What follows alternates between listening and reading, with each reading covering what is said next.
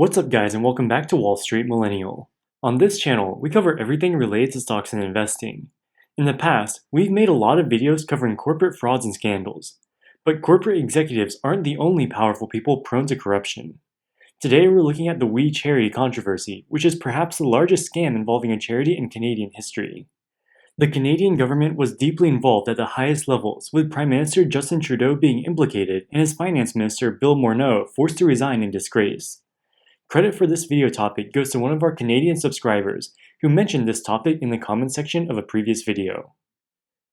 First, we have to understand the history of We Charity. In 1995, a 12-year-old Canadian by the name of Craig Kielburger traveled to Bangladesh with a family friend to see the conditions of child laborers. At the same time, Canadian Prime Minister Jean Chrétien was traveling to India for a state visit. After this incident, Craig became very famous among the Canadian media. Along with his brother, Mark Kielburger, they founded Free the Children, a charity focused on advocating against child labor. They later changed the name to We Charity and expanded to focus on education, water, healthcare, food, and economic opportunity in developing nations. They created We Schools, which helps schools create a social learning environment, We Villages, which provide economic opportunity for impoverished communities in developing countries, as well as other initiatives. Throughout the late 2000s and 2010s, the We Charity stature on the international stage grew dramatically.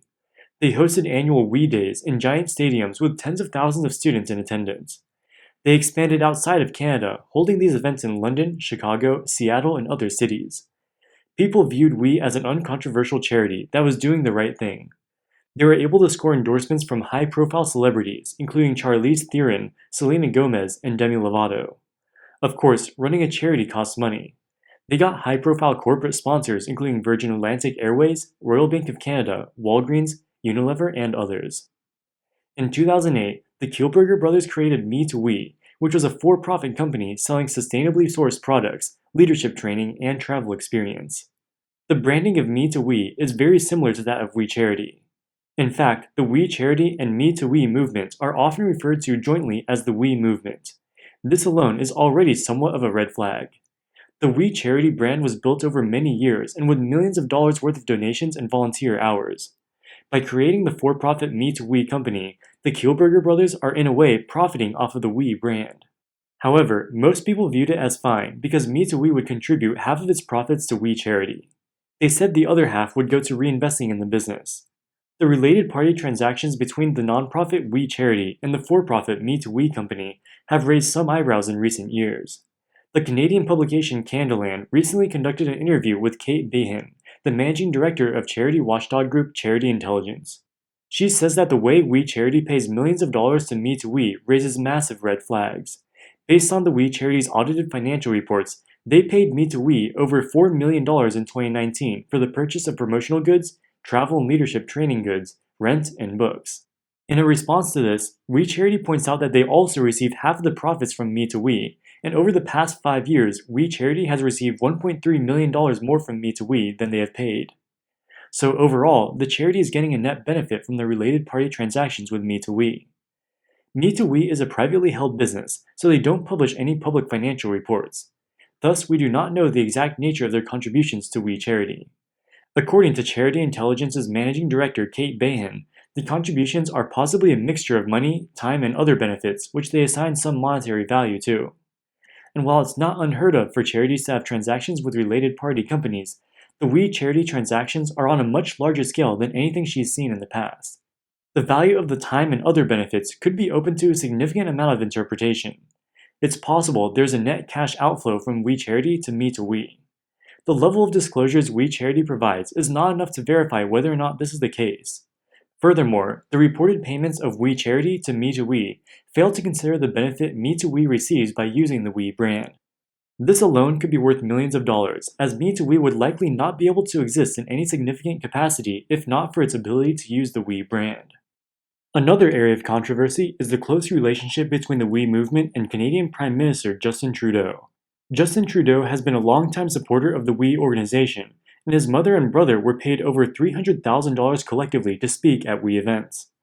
This is a lot of money for speeches. Justin Trudeau's wife also worked for the We organization in a capacity as an unpaid volunteer, but she received reimbursements for expenses incurred during these activities. The We organization also had a very close relationship with Justin Trudeau's finance minister, Bill Morneau. Bill Morneau received $41,000 worth of travel expenditures for himself and his family in 2017 from We Charity. In addition, one of his daughters was a paid employee of We Charity, and another of his daughters spoke at multiple We events. Internal exchanges within the Canadian Finance Ministry described the Morneau family as having a close personal relationship with the Kielburger family, who ran the We organizations. The Kielburger brothers had successfully turned the We Charity into an extremely well-connected organization, with access to the Prime Minister and Finance Minister. It appears that these relationships would become very important later on.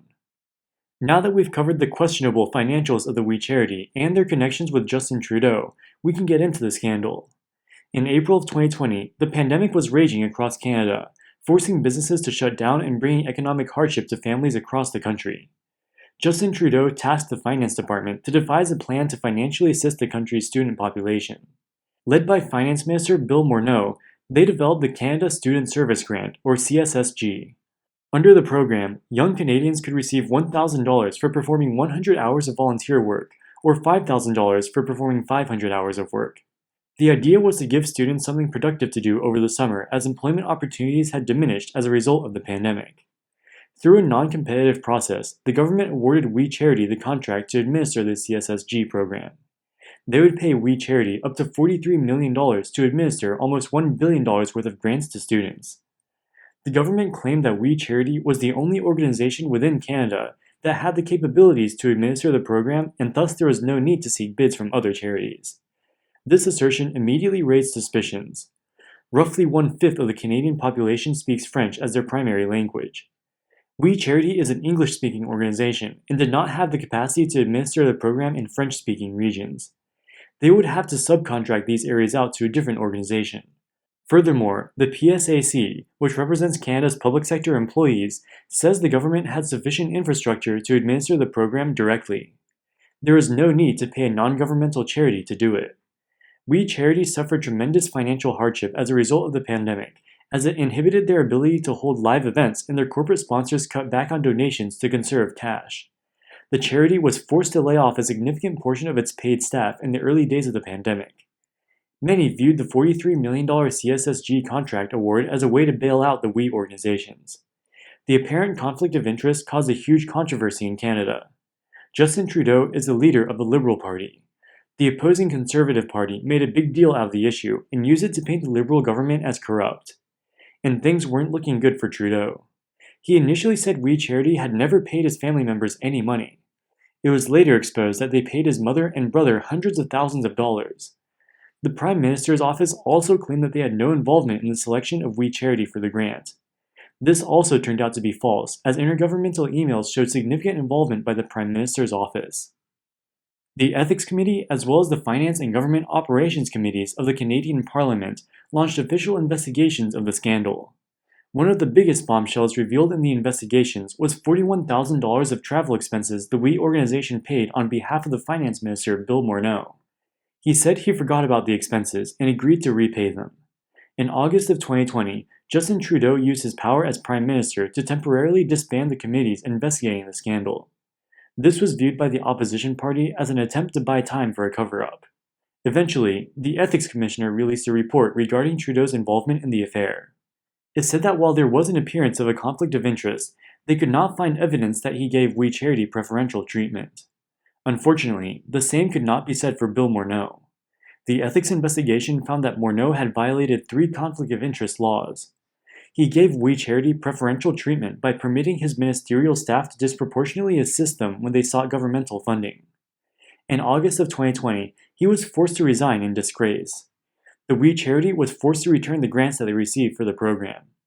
At this point, they were running out of money and shut down all of their Canadian operations, leading to the layoff of 115 employees. The biggest losers of this scandal were the Canadian students. As a result of the scandal, the Canadian Student Service Grant Program was aborted. Had the program been run directly by the Canadian government instead, millions of Canadian youth possibly could have at least made some money during the COVID summer of 2020.